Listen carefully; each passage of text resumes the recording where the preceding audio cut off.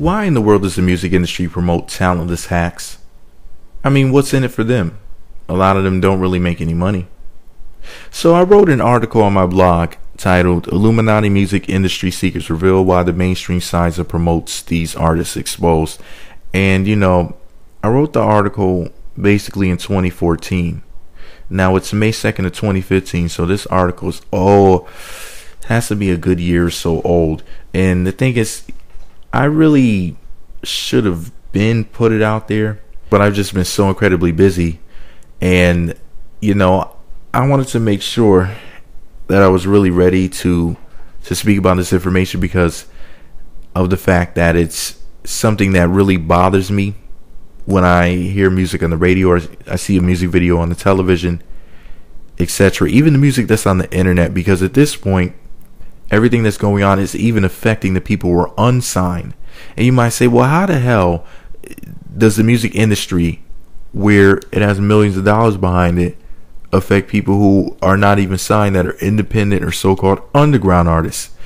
And the reason why is because people see and hear this music and they think, well, actually for two reasons.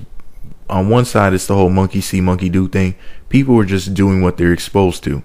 The other reason why it affects people in the underground and people who are independent musicians is because at the end of the day, they want to be in the music industry or be like the music industry because that's what they perceive as being successful. Or they think, well, I'm a musician and this is what musicians wear. This is the way musicians walk. This is the way musicians talk. This is what they do. It's kind of like how there was all this controversy when Kanye West first came out. Kanye West was wearing polo shirts and wearing backpacks, which is more like an underground thing, being a so-called backpacker for anybody who's into the underground hip-hop movement in the 90s and the early 2000s and whatnot. And Kanye had a song where he was basically saying, like, there's so many words that people were saying to him, you never sold crack or you never shot or killed anybody or whatever, so how the fuck are you going to be a rapper? And he was explaining that he's not going to let people steal his dreams. I'm pretty sure it was the Dream Killer song that he said that in. Anyway, without further ado, let me get into my thoughts about this, essentially what I ended up writing last year. Now, this topic is the very first of many episodes of a series of videos and blogs that I'm going to be doing titled W.O.R.D, which is, of course, an acronym, W.O.R.D, and it stands for War on Rap's Dominance. I was supposed to have done this a while ago, but better late than never. And in the W.O.R.D documentary series of videos and blogs, pretty much I'll be exposing the real secrets and hidden agendas of the hidden hand behind the scenes that is controlling the music industry. I'll be explaining the reasons why a very evil force had to step in and stop rap music for being bigger and better than any other genre of music. You see, because rap music became a really, really big threat in the late 90s to the early 2000s when it reached its peak and became the number one selling music. I promise you that the material that I'll be discussing in these videos and blogs will be like none of the other information that you've ever been exposed to. All that stuff that you've seen around on the internet, on blogs and websites and YouTube, etc. The stuff we're going to be saying is going to be completely different than what you've heard before. And to make things even more interesting, I happen to be an actual rapper who produces his own music. The industry tapped me years ago. They gave me an invitation. However, I did not accept it. Now, first off, when I speak about the Illuminati and other subjects pertaining to secret societies, I'm usually only halfway being serious or flat out just joking, calling people aliens and all that stuff. That's all just to be silly. I'm actually making fun of the fact that people actually believe that foolishness. Now, when it comes to the W.O.R.D series of blogs and videos, the War on Rap's Dominance, none of it's to be taken lightly. These aren't being made for comedic purposes. I'm not trolling. I'm not merely doing this for views or hits. This is truly informative material here. Now, whether you believe it or not, I'm going to tell you the God's honest truth of why these people in the music industry sign these crappy musicians that they sign and promote and put gobs of money behind the careers of. And at the end of the day, there'll be a playlist on YouTube, so then that way you can easily access these videos. And if you subscribe to me, the m.e.e.t magazine YouTube channel, You'll basically be able to see all of these videos in a row, and you'll be able to come back and see whether or not something new was uploaded, and then that way you can continue to watch them and continue to learn something and continue to be entertained at the same time. And yeah, I'm guaranteed to burn some mainstream music industry bridges and lose some fake friends that I could have made along the way. But remember, nothing I am saying is a joke or being said to be taken lightly. I'm being factual here, and in the future you will come to understand what's really going on and the importance of my words. It'll all be worth it in the end when you come back and you review something after you find out that what I was telling you was the truth. Anyway, now before I reveal the secret of why they keep signing these people, I have to delve a little bit deeper into it. But first I have to talk about a few other things and preface this hidden gem of knowledge. So a lot of people ask, the questions that I was basically asking at the beginning of the video, which are, why does the music industry sign such and such horrible rapper, singer, producer, etc. to a contract? Now, a lot of people believe it's because they're connected, whether that's through Masonry, the Eastern Star Organization, a fraternity, a sorority, so-called Illuminati, or some sort of other group, organization, or affiliation. In some cases that is actually the truth, and some people do get the hookup, and some people are in fact blood relatives or CEOs and other related people in the entertainment business by marrying into different families and whatnot. That is actually the truth in some cases, and some people get into the music industry that way. I'm not denying that or downplaying it. And a lot of people will lie to you about how they did certain things. They'll tell you, oh, well, I met so and so at the club and we just bumped into each other and yada yada yay, and basically this story is just made up, and it happens a lot. And the truth will be that there's somebody's cousin, or they screwed somebody, or there's a lot of different reasons why people were in the music industry or in Hollywood or other places like that, and they'll flat out tell you something that's just completely not even truth. It's not even anywhere near factual, nothing like what really happened in reality, but they'll just tell you a lie for different reasons. People lie for different reasons, but I'll probably have to make another video about that separately. Anyway, there's those rare people like myself who hook up with people in the music industry, these music industry types, off of the strength of just being talented individuals and or knowing how to talk to people. And sometimes you can be recommended by somebody who knows somebody, like, hey man, I heard this dude and you got to check him out. There are artists also that happen to be stumbled upon by the right people, just bumping into a demo tape here or there, or seeing a YouTube video, etc. It does happen from time to time. It actually does. But the question remains, why does the music industry promote that sucky music that they put out on the radio with all those songs that sound the same? And I mean, a lot of times it doesn't even generate any real income. It's not selling any records, and record labels and their business associates do not recoup their initial investment on these artists. So why are they in the business of making music and making money if making money is the bottom line and they're not making money off of them? If you know what I mean. Like, it just doesn't make any sense. You're going to put out music that doesn't sell on purpose. Now, before I answer that question for you, I want to ask you a question. I want to ask a question to the people who are fans of modern day southern rap music specifically, which is one of the worst offenders of music frequency since death metal. I mean, southern rap music in 2014, because I originally wrote my blog in 2014, now it's 2015, but southern rap music from 2014 going into 2015 is pretty much a bastardized form of music.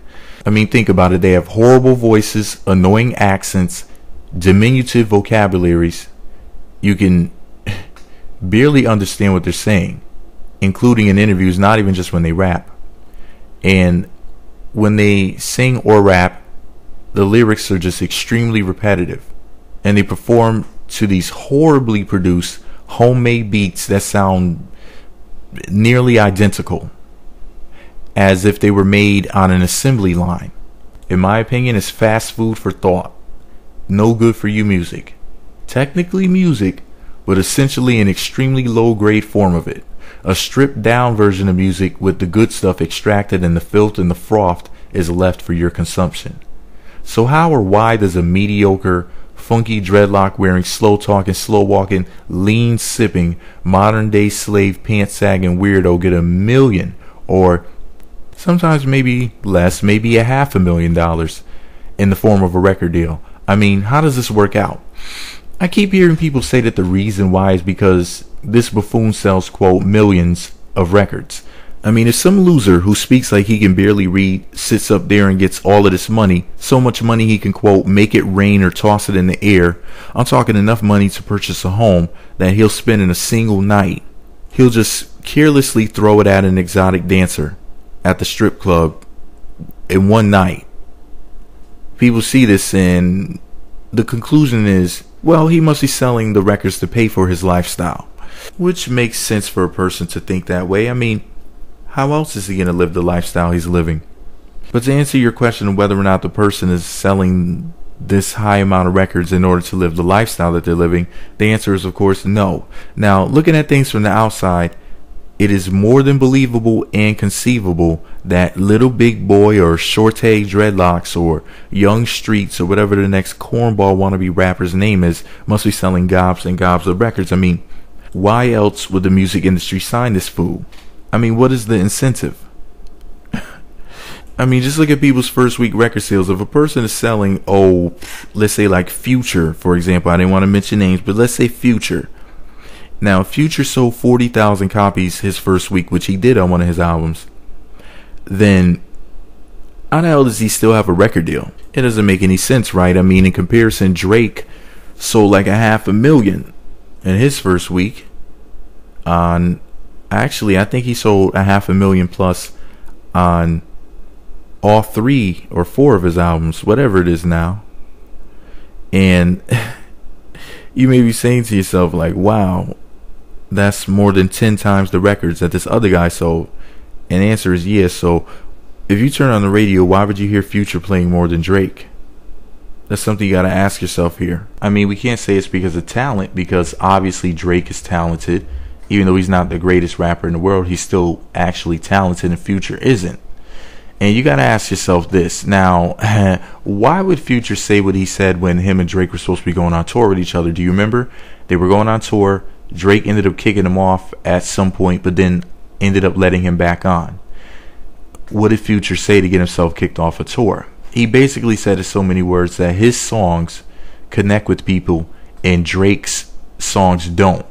And I said to myself, well, then why the hell would Drake sell 10 to 15 times the records that you do when your albums first come out and whatnot if it's true that your songs connect with people more? I would think that the record sales would go along with that. And you might say, well, wow, man, you seem to really be into the whole record sales thing. Well, you got to look at it like this. A lot of these rappers, specifically people from the South, talk all this mess about all the money that they're making. So you got to ask yourself this.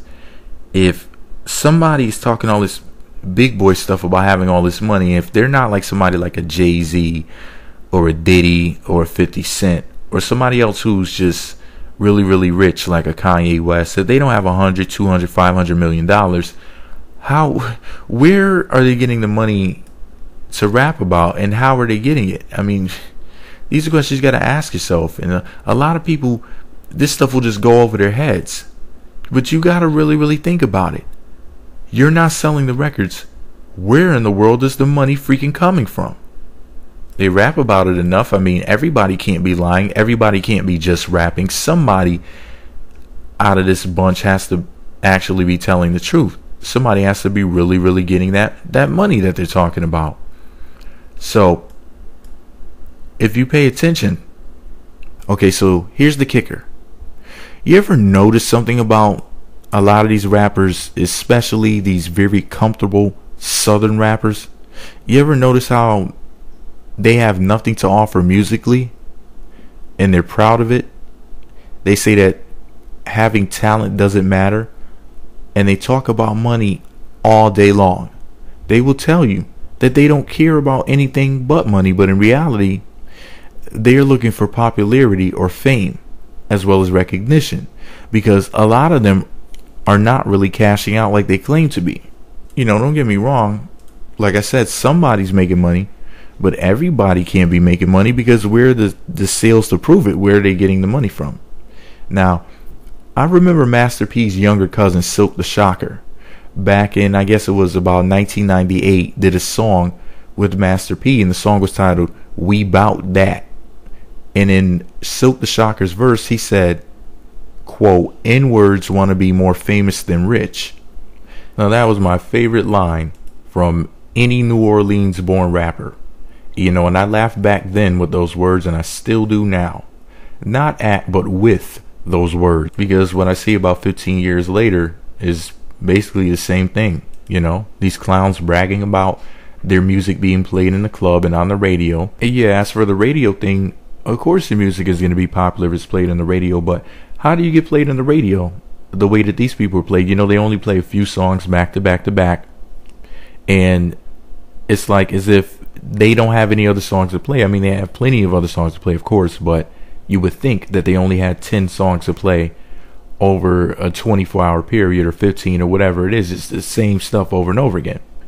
And the reason why is because the record labels are basically deciding what's played on the radio. It's not like some DJs are just sitting around like, what are we going to play today? For the most part, that's not what happens, especially not on the big radio stations during peak hours. Maybe at 12 o'clock at night when nobody's listening, you know, except for a handful of people, maybe then.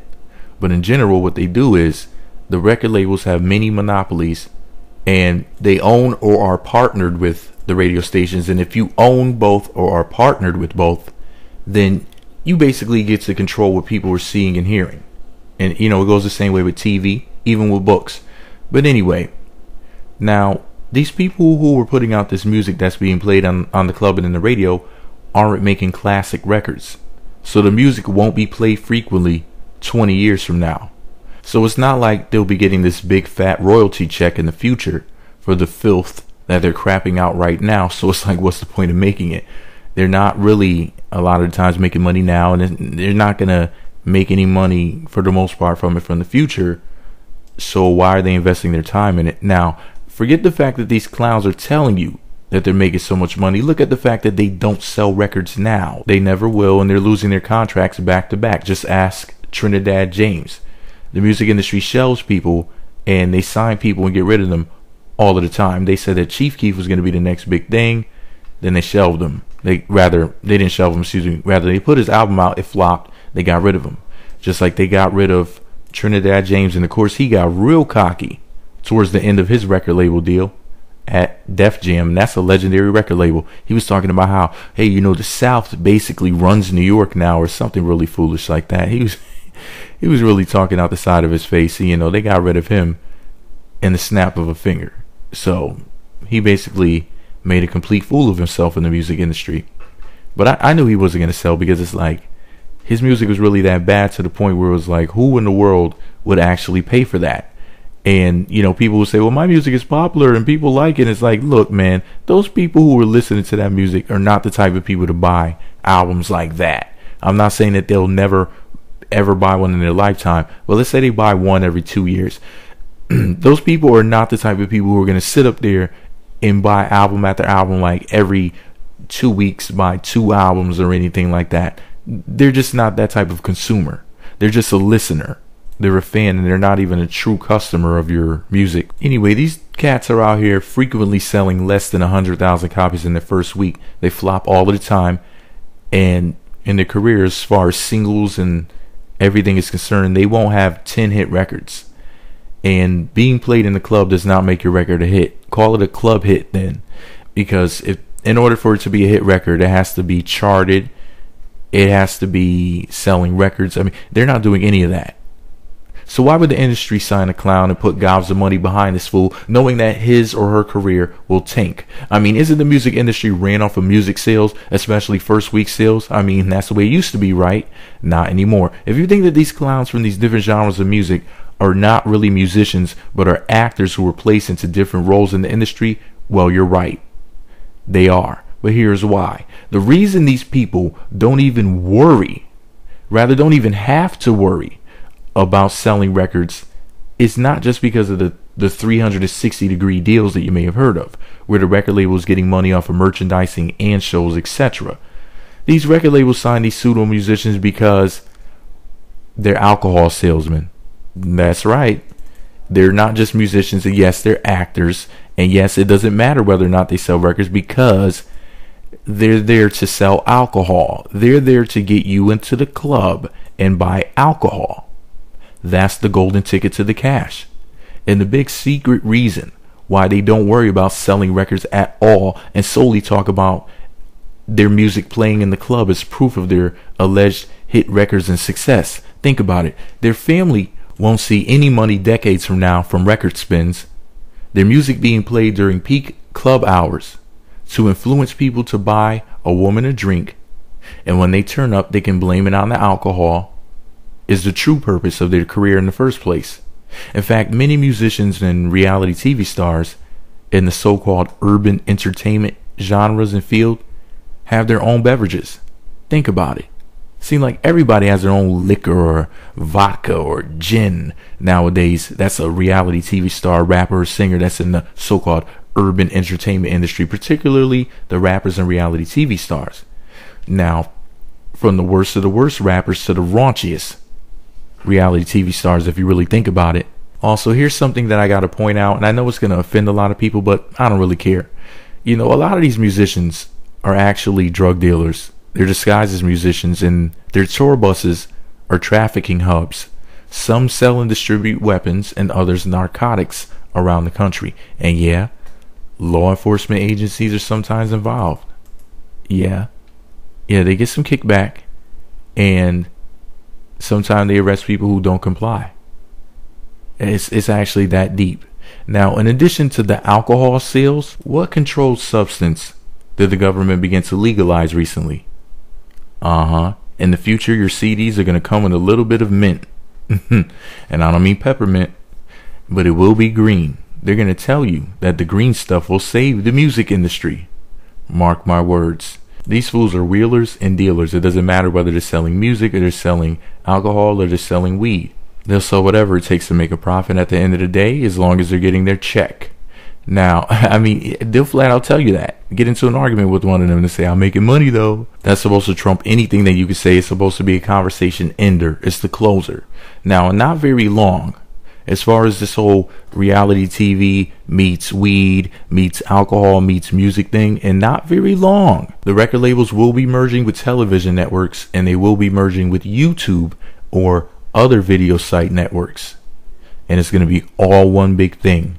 All one big monopoly, or rather several mini monopolies. It's going to be very hard to compete with them in the future if you're a true independent artist. Mark my words. Now, why do you think you see so many terrible southern rappers on reality TV? Because the merge is coming. Trees and CDs and TV meets music labels. You're going to be able to listen to your music, watch that artist in a TV show while smoking your weed and drinking your alcohol. Watch for it. Ratchet TV, raunchy clubs, weed, alcohol, the whole shebang. And honestly, it's not a bad business plan if you think about it. But hey, what do I know? This is all my opinion. Let me know what you think about it all below. Be sure to subscribe to the m.e.e.t Magazine YouTube channels and visit m.e.e.t magazine.blogspot.com for more.